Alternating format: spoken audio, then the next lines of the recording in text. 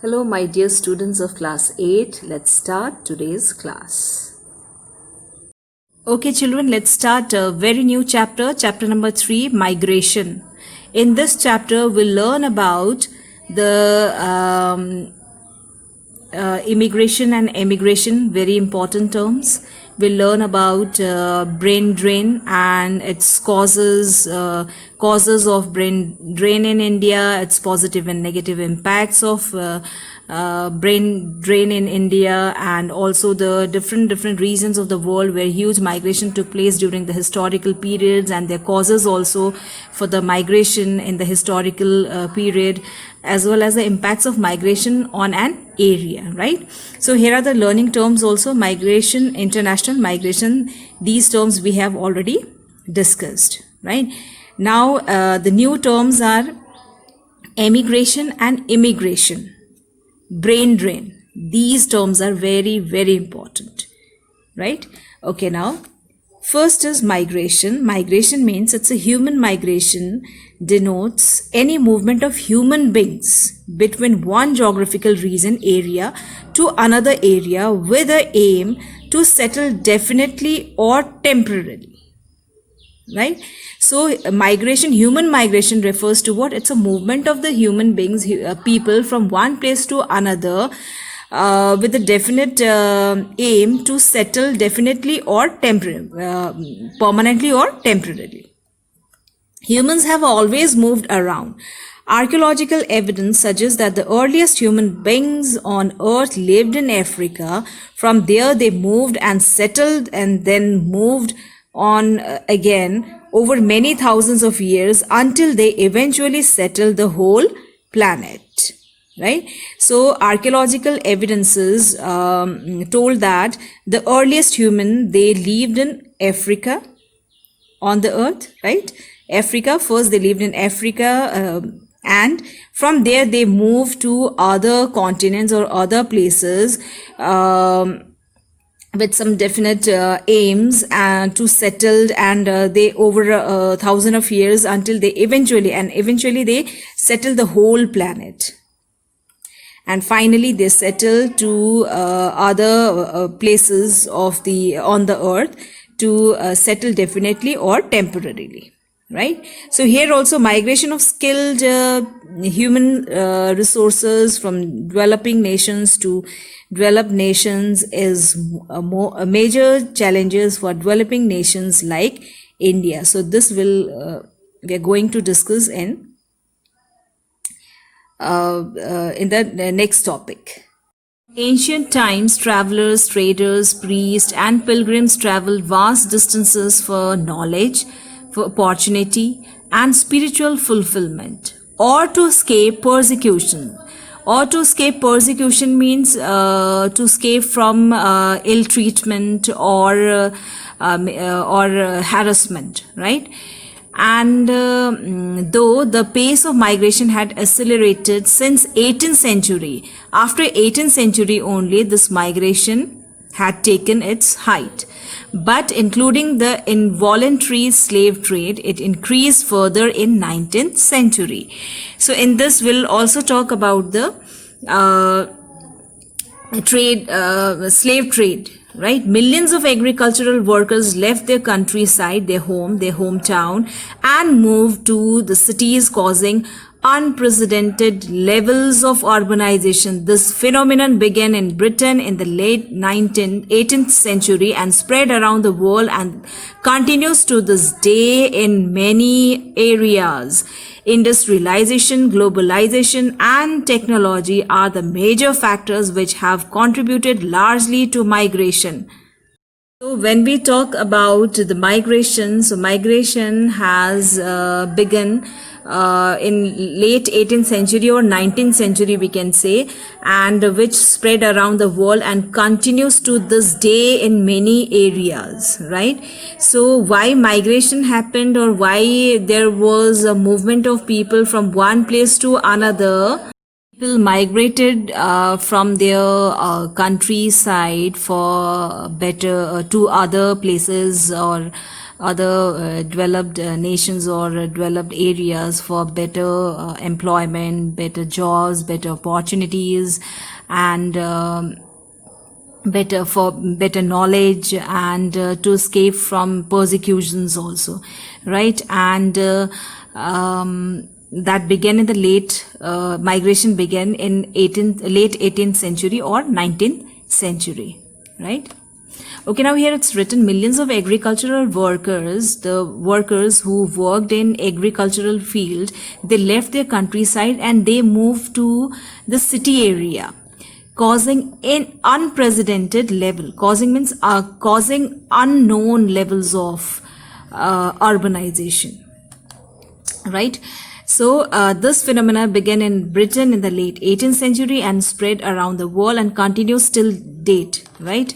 Industrialization, globalization, and technology are major factors which have contributed largely to migration. Now, migration are of two types: international migration and internal migration. As I already told you, international migration means is the movement of population from one country to another country across the international borders, right? International migration becomes immigrations or emigration depending on how the place of destination or place of origin is considered. Immigration and emigration are movement of people from one country to another. The former means movement of people to a country. Former means this. Immigration means it's a movement of people to a country. And later, that means this one, emigration. Emigration is what? It's a movement from a country, right?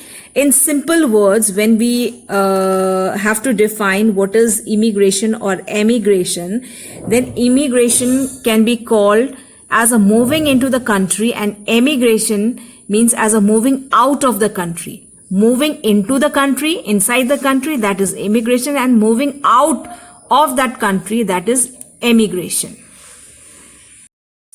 These terms we can understand from the learning terms also. Emigration, emi and imi.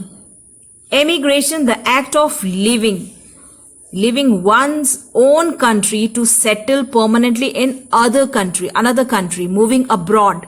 So that is what? That act is called emigration. So if you are supposed to leave your country and you are supposed to go to another country, so that act comes in emigration. Now, what is immigration? The action of coming to live permanently in a foreign country. So for USA or Canada, where you are moving, for them, that action of yours will be immigration. The action of coming to live permanently in a foreign country, that will be immigration. That act or action will be immigration, right? Okay. Now, when we talk about the person, we call them immigrants or emigrants. So, immigrant is a person who indulges in immigration, is called immigrants, and those who indulges in the emigration is called emigrant. An immigrant is one who migrates to a nation, and emigrant is one who migrates away from his home country or hometown. So immigration and emigration can be applied to the same person. Is that correct? For example, a person moves away from your country and lives in another country. That person will be emigrant to you. But for the other country, he or she is an immigrant. Clear? So one person can be emigrant as well as immigrant also. For example, it's written a person. A person is moving from your country to live in another country. So that person will be emigrant to you. To you, you will say that person is emigrant. But for the that country, another country, he or she will be, that person will be what? Will be an immigrant. Clear? Okay, now. Instances of Indians migrating to other countries have been noticed in the historical times. In the 19th century, many Indians migrated to Mauritius, Burma, that is Myanmar, Sri Lanka, Malaysia, Fiji, Guyana, Suriname, Trinidad, South African countries and East African countries as laborers and settled permanently there. Partition of India, just underline, partition of India in 1947 resulted in a large scale of migration of population from India to Pakistan and Bangladesh and vice versa, right? So, many Indian population, they have migrated during this partition of India in 1947.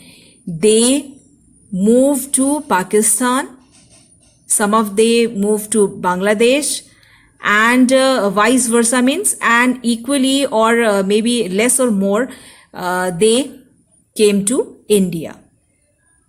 From Pakistan and Bangladesh, they came to India, right? This has been termed as one of the greatest movements of human beings in the history of the world. About 15 million people moved across the border, 15 million. Since 1970s, highly educated and skilled professionals have migrated from India to some of the most advanced countries.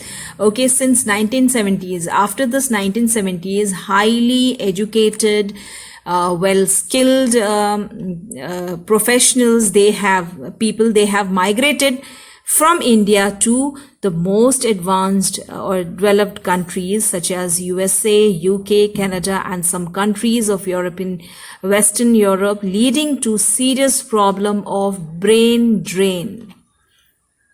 Here, brain drain means it's a migration of skilled human resources, migration of educated, migration of skilled people, population, for trade, for better opportunities, for better educations and better opportunities, better for resources, better resources for trade. When the educated and when the highly educated professionals and skilled people, they migrate to other countries, that means it's a brain drain. Trained and skilled professionals are needed in every part of the world. However, better standards of living and quality of life, higher salaries, access to advanced technology, and more stable political conditions in the developed countries attract talent from less developed areas. The majority of migration is from developing to developed countries. So, developing means underdeveloped countries to developed countries, fully developed, or we can say developed countries. The majority of migrations is from developing to developed countries. For example, developing means India is a developing country. So the population, most of the population or skilled people, Indian people, they move to the developed countries. Developed means USA, Russia, Canada, right? So this is of growing concern worldwide because of its impact in developing countries. These countries have invested in the education and training of young health professionals. This translates into a loss of considerable resources when these people migrate, with the direct benefit. Migration of the population from developing nation like India. That means these countries in India or other developing countries, they have invested in education and training of young health professionals. This translated into a loss of considerable resources when These people migrate because they have invested money. They have invested money in education and in other facilities, right, to make that person. Now, if they migrate to other countries, that means with the direct benefit, they will have direct benefit accruing to the recipient states. Direct benefit of what? Direct benefit of money, income. That money or income will go to the recipient states. So recipient state means that developed states, right? Whereas the cost of educating them, training them, is borne by home country. That means developing country, because to make that person, the home country, the developing country, they have invested, or they are investing lot of money in education and in other institutions, right? But because of this brain drain, that means when the skilled or educated people, when they migrated to or when they tend to migrate to other countries, what will happen? There will be a direct benefit accruing to the recipient states. That means the recipient states or the developed states will get benefit of that. Clear? Benefit of what? Benefit of income. Benefit financially, they are benefited. That's all for today, children. Now we'll continue with some new interesting facts and interesting topics related to the migration in the next video. Till then, stay safe and be safe.